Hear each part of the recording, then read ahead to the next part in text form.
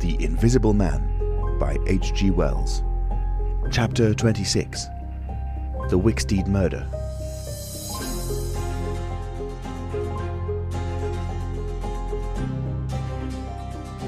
The Invisible Man seems to have rushed out of Kemp's house in a state of blind fury. A little child playing near Kemp's gateway was violently caught up and thrown aside, so that its ankle was broken. And thereafter for some hours the Invisible Man passed out of human perceptions. No one knows where he went nor what he did, but one can imagine him hurrying through the hot June forenoon, up the hill and onto the open downland behind Port Burdock, raging and despairing at his intolerable fate, and sheltering at last, heated and weary, amid the thickets of Hintondean, to piece together again his shattered schemes against his species. That seems the most probable refuge for him. For there it was he had reasserted himself in a grimly tragical manner about 2 in the afternoon. One wonders what his state of mind may have been during that time, and what plans he devised. No doubt he was almost ecstatically exasperated by Kemp's treachery, and though we may be able to understand the motives that led to that deceit, we may still imagine and even sympathise a little with the fury the attempted surprise must have occasioned. Perhaps something of the stunned astonishment of his Oxford Street experiences may have returned to him, for he had evidently counted on Kemp's cooperation in his brutal dream of a terrorised world. At any rate, he vanished from human ken about midday, and no living witness can tell what he did until about 2:30. It was a fortunate thing, perhaps, for humanity, but for him it was a fatal inaction. During that time, a growing multitude of men scattered over the countryside were busy. In the morning he had still been simply a legend, a terror.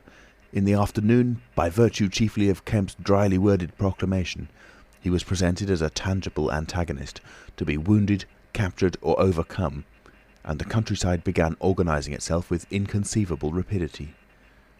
By 2 o'clock, even he might still have removed himself out of the district by getting aboard a train, but after 2 that became impossible.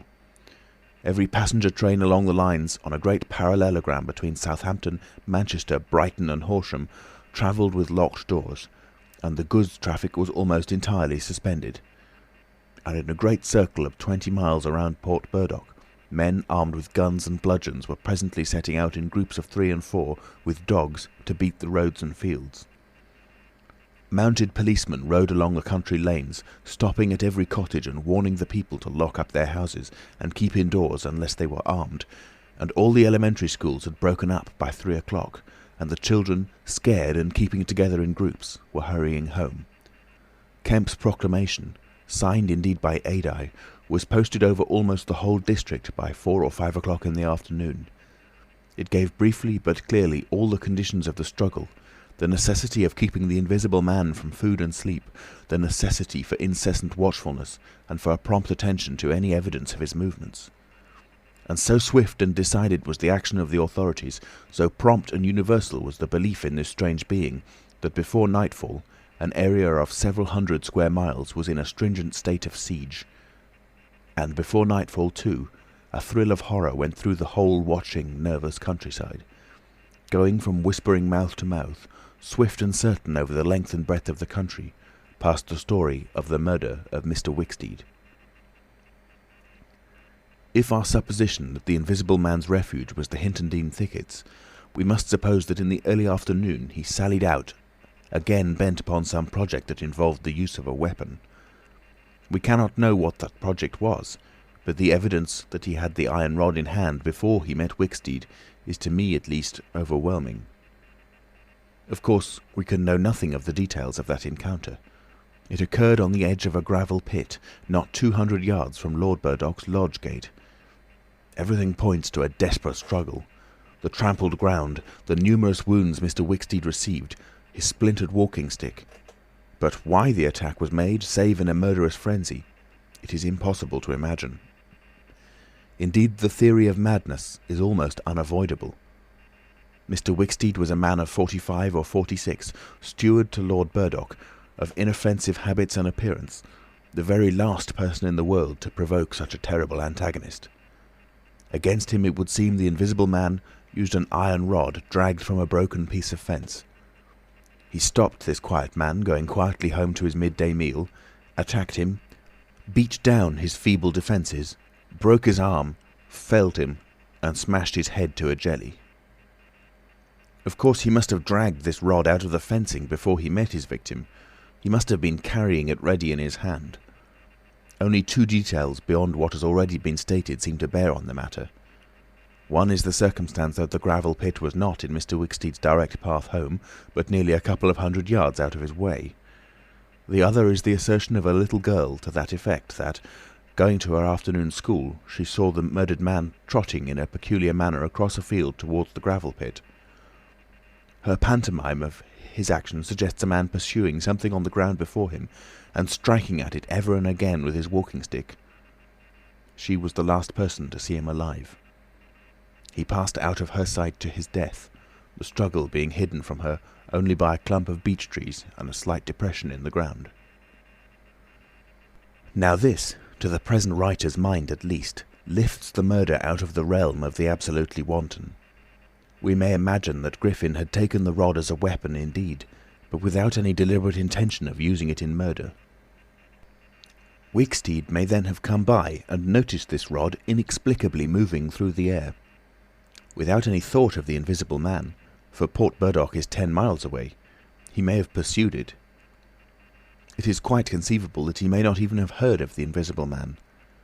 One can then imagine the invisible man making off, quietly in order to avoid discovering his presence in the neighbourhood, and Wicksteed, excited and curious, pursuing this unaccountably locomotive object, finally striking at it. No doubt the invisible man could easily have distanced his middle-aged pursuer under ordinary circumstances, but the position in which Wicksteed's body was found suggests that he had had the ill luck to drive his quarry into a corner between a drift of stinging nettles and the gravel pit. To those who appreciate the extraordinary irascibility of the invisible man, the rest of the encounter will be easy to imagine. But this is pure hypothesis. The only undeniable facts, for stories of children are often unreliable, are the discovery of Wicksteed's body, done to death, and of the blood-stained iron rod flung among the nettles. The abandonment of the rod by Griffin suggests that in the emotional excitement of the affair, the purpose for which he took it, if he had a purpose, was abandoned. He was certainly an intensely egotistical and unfeeling man, but the sight of his victim, his first victim, bloody and pitiful at his feet, may have released some long-pent fountain of remorse, which for a time may have flooded whatever scheme of action he had contrived. After the murder of Mr. Wicksteed, he would seem to have struck across the country towards the downland. There is a story of a voice heard about sunset by a couple of men in a field near Fern Bottom. It was wailing and laughing, sobbing and groaning, and ever and again it shouted. It must have been a queer hearing. It drove up across the middle of a clover field and died away towards the hills. That afternoon, the invisible man must have learnt something of the rapid use Kemp had made of his confidences. He must have found houses locked and secured. He may have loitered about railway stations and prowled about inns, and no doubt he read the proclamations and realised something of the nature of the campaign against him. And as the evening advanced, the fields became dotted here and there with groups of 3 or 4 men, and noisy with the yelping of dogs. These men-hunters had peculiar instructions in the case of an encounter as to the way they should support one another. But he avoided them all. We may understand something of his exasperation, and it could have been none the less because he himself had supplied the information that was being used so remorselessly against him. For that day at least he lost heart. For nearly 24 hours, save when he turned on Wicksteed, he was a hunted man. In the night he must have eaten and slept, for in the morning he was himself again, active, powerful, angry and malignant, prepared for his last great struggle against the world.